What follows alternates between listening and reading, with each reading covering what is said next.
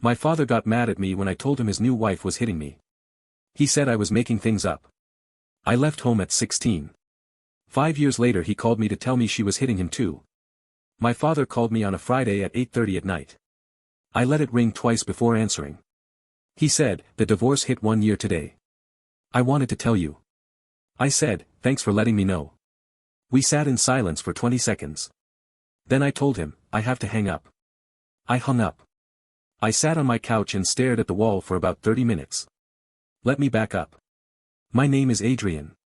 If you're already hooked, and we both know you are, a like and subscribe helps us keep digging through Reddit so you don't have to. We're all here for the same dopamine. Okay, back to the story. I'm 22 years old. I work in the office of a mid-sized construction company in Orlando, Florida, doing admin work, accounts, permits, paperwork. It's not a job I'm passionate about, but it pays enough to rent a studio in Kissimmee and live decently. I study computer systems at a community college at night. I'll have my degree in a year and a half. That's almost everything there is to say about me at this point in my life. I'm going to talk about my father. My father's name is Miguel. He's 57. He was a site supervisor at a construction company in Lake Nona until 3 years ago, when he quit because he couldn't make it to work on time because of the fights at home. My biological mother, my grandmother asks me not to use her name, died of breast cancer when I was 8. My father cared for her the last 14 months. He cried a lot at the funeral. For the 3 years after that it was just him and me in the house, and he was a good father. He took me fishing on Saturdays. He helped me with homework. He couldn't cook but he tried. That's how it was until my father met Michelle. Michelle came into our lives when I was 11. My father met her at an Applebee's where she was a waitress. She was 38, had 2 grown kids I almost never saw, they came and went on their own, and a laugh that sounded like she was trying to convince you of something. My father told me the first month, "Adrian, Michelle is a good woman. We need someone in this house." They got married when I was 12. The first year Michelle was reasonable with me. Not affectionate but not cruel either. She made me sandwiches for school, said good morning. The second year something started that I couldn't describe until years later. I'm going to put it this way, because if I tell it straight through it loses its weight. When my father was home, Michelle spoke to me softly and asked how school went. When my father went to work, Michelle would close the kitchen door so I couldn't come in to eat. When my father was home, Michelle would say, "Adrian, sweetheart, help yourself to whatever you want from the fridge." When my father wasn't home, Michelle would say, "This food is your father's and mine, you didn't put anything in to buy it." When my maternal grandmother came to visit, which happened every 3 or 4 months, Michelle would hug me in front of her and tell her, "I love him like he's my own." When my grandmother left, Michelle would slap me for some disrespect that hadn't existed. She locked me in my room 2 weekends when I was 13 for talking back during dinner. She humiliated me at a Thanksgiving at her family's place when I was 14, she made me stand up and apologize to everyone present for ruining my father's day with my attitude. She hit me more times than I can count without thinking. I never had visible bruises. Michelle knew where to hit. When I was 14 I told my father. We were alone washing the car one Saturday morning. Michelle had gone to the mall with a friend. I told him about the dinners. I told him about the lockouts. I told him about Thanksgiving. I told him about the slaps. My father stood there watching me with the hose in his hand. The water kept falling on the tire. He said, "Adrian, Michelle is tough but she's a good woman. She's been taking care of you for 3 years now. Why are you making these things up?" "I'm not making them up. Son, sometimes kids feel displaced when a father finds a new partner. It's normal. But you can't come around accusing Michelle of things that aren't true." "Dad, I'm telling you what's happening. We'll talk about it together when she gets back. She'll explain." I said I didn't want to talk with all 3 of us. My father said it was the only way to resolve it. When Michelle got back my father told her. Michelle cried in the kitchen and said she'd never thought I hated her that much. My father hugged me and told me to apologize. I apologized. That night Michelle came into my room, closed the door, and slapped me open-handed so hard I saw white spots. She said, "If you lie to your father about me again, I'll throw you out of this house myself. And I swear he'll choose." Guess who? I stayed quiet. I told my grandmother 6 months later. My grandmother is my biological mother's mother. She lives in Claremont, 40 minutes from where we lived. She was 67 at the time. She'd noticed I'd gotten thinner. She'd noticed I was quieter. She asked me one afternoon while making bread, "Adrian, what's going on with you?" I told her everything. My grandmother stopped kneading. She sat down. She made me tell her twice. At the end she said, "All right. Now we're going to gather proof." For the next 18 months my grandmother taught me to record with my phone without anyone seeing. I learned to turn on the voice recorder and slip it in my shirt pocket when I was going down to the kitchen. I learned to take a picture of myself every time Michelle hit me, on the cheek, the arm, the back. I learned to write the date and time of each incident in a notebook, with a short description. My grandmother kept the copies in a safe in Claremont. She told me once, "Adrian, I can't get you out of there until you're 16. If I take you earlier, your father can sue for custody and they'll send you back. At 16, in this state, you decide where to live." I told her I could wait. I turned 16 on the 3rd of March. Michelle forgot my birthday. My father got home from work that afternoon, gave me a quick hug, and told me they'd made a reservation at a seafood place. Michelle came downstairs in red and pretended she'd prepared a surprise for me. We had dinner, the three of us. Michelle had 2 glasses of wine. When we got home, Michelle yelled at me in the living room for 15 minutes because I hadn't properly thanked her for her effort. My father didn't say anything. He ended up watching TV. That night I packed a suitcase. The next day I called my grandmother from school. I told her, "I'm coming today." My grandmother said, "I'll be there at 4. When I got home that afternoon to get my backpack and my things, my father already knew. Michelle had called him, I don't know who tipped her off, maybe a neighbor, and my father had come home early from work. He was standing in the living room. He said, "Adrian, if you walk out that door, you're not coming back." I said, "I understand. Your home is here. My home is here." My father stared at me. Michelle was in the kitchen listening to everything. My father said, "Softer, son, you're exaggerating. Michelle loves you." I said, "Goodbye, Dad." I walked out. My grandmother was standing in front of the house next to her pickup. I loaded the backpack. Michelle came out onto the porch and yelled something at my grandmother I didn't catch. My grandmother didn't answer. She started the truck. We drove the 40 minutes to Claremont in silence. My grandmother had a house with 2 bedrooms. I took the second one, which had belonged to my biological mother when she was a teenager. It still had 80 stickers on the closet door. I found work at a Publix 5 days after arriving. Washing vegetables, stocking shelves, cashier when needed. 52 hours a week during the summer, 30 when school started again. My grandmother charged me a symbolic $100 a month rent that was actually to teach me to save. She gave me back every penny when I turned 18. I finished high school. I started community college at 18 studying systems.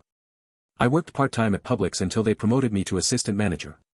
At 20 I left Publix and started at the construction company where I am now. At 21 I moved to a studio in Kissimmee. My father didn't call me for the first 9 months after I left. When he called for the first time it was to wish me happy 17th. I answered. I said thanks. I hung up at 2 minutes. The next call came 3 months later. The one after that, 6. I answered short or didn't answer. My grandmother never pressured me. My father called me about every 3 months. Over the past year the calls started coming more often. Every 2 weeks. Then every week. Then twice a week. I didn't answer any.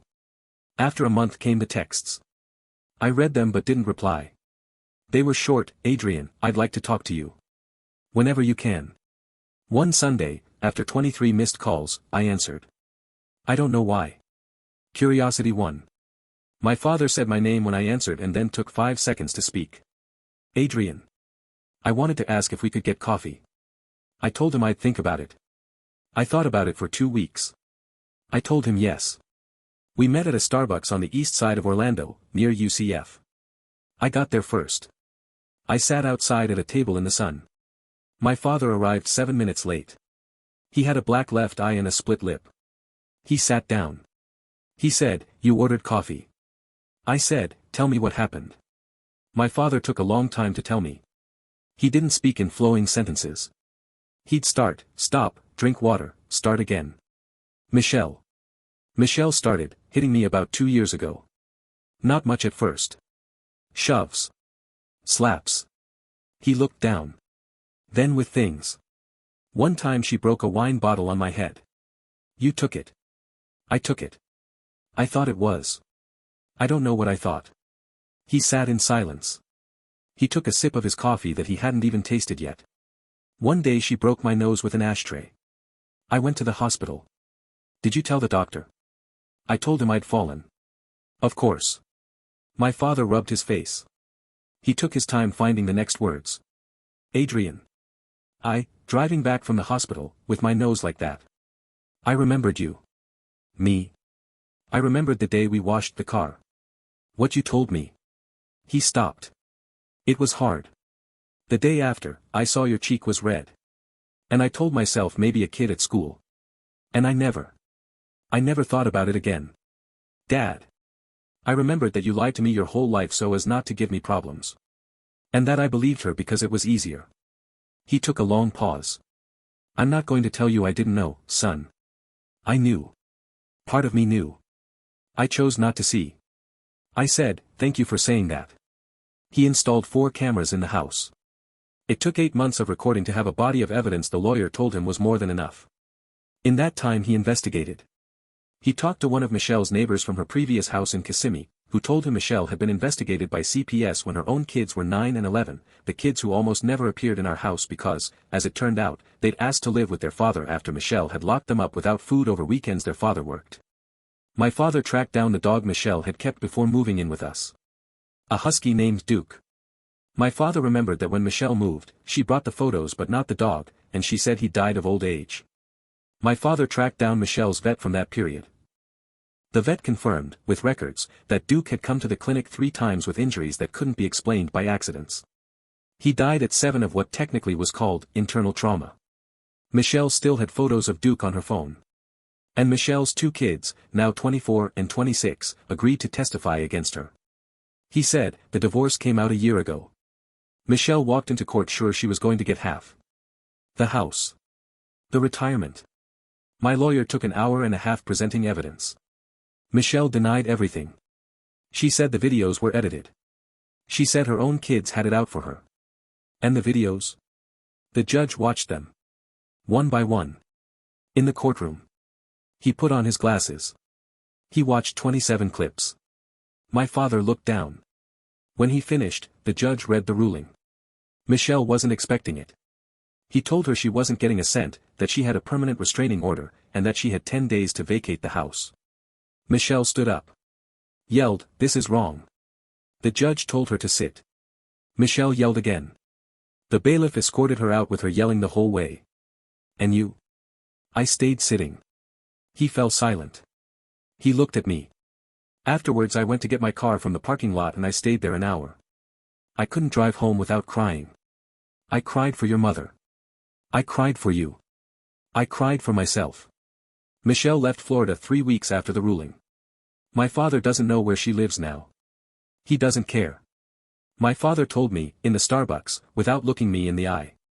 Adrian, I have no right to ask you anything. I said, thanks for telling me all this. We sat in silence for a while. I asked, what are you doing now? He said, I live alone in the Lake Nona house. I'm going to therapy. I have a rescue dog, a black lab. His name is Duke. I named him after Michelle's. I said, that's strange. It's the name I wanted. I hope this Duke has a good life. Yeah. I stood. I told him I had to get back to work. He stood too. He hesitated and asked if he could hug me. I told him not this time. My father calls me every Tuesday. Sometimes I answer and sometimes I don't. When I answer, we talk for 20, 30 minutes max. He tells me about Duke. He asks how community college is going. Sometimes he asks if he can come to Kissimmee to see me. I've said yes once. We had breakfast at an IHOP in my neighborhood. It was fine. I've said no 3 other times. That's been fine too. My grandmother is 73. She still lives in Claremont. I go see her on Sundays. I tell her when I talk with my father. She asked me once what I thought about all of it now. I told her, I don't know, Grandma. I think I forgive him as a human being. But I don't forgive him for choosing not to see me. My grandmother told me, you can do both. Forgive and not forgive, at the same time. I liked that line. My father lives alone in Lake Nona. He calls me every Tuesday. Sometimes I answer. I don't know if I'll ever be able to fully forgive him. But when I answer, more and more often, I don't hang up angry.